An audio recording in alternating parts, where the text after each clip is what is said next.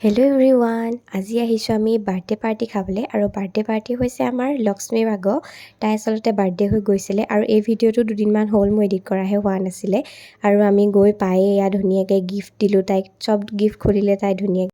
তাৰপাছত আমাৰ কফি আহি পাই গ'লহি আৰু আমি কফি খালোঁ ধুনীয়াকৈ। আৰু এখেতে হেনো বোলে এনেকৈ প্লেটত খাইহে ভাল পায়, ঠাণ্ডা হয় বোলে। চ' তাইও তেনেকৈ খালে। তাৰপাছত আমাৰ আহি গ'ল চিকেন ললিপপ। আমি ধুনীয়াকৈ খালোঁ। আচলতে আমাৰ বস্তুকেইটা অৰ্ডাৰ দিয়াটো অলপ গেপ দি হ'ল, তেনেহ'লে আমি একেলগে খাব পাৰিলোঁহেঁতেন কফিৰ লগত।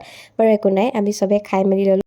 আৰু তাৰপাছতে আহিলে আমাৰ একদম ৰৈ থাকিব নোৱাৰা খানাটো, যিটো মই বহুত আগৰ পৰাই খাম বুলি ভাবি আছিলোঁ আৰু লক্ষ্মীৰ জৰিয়তে খাবলৈ পালোঁ। আৰু তাইক সেইকাৰণে বহুত থেংক ইউ।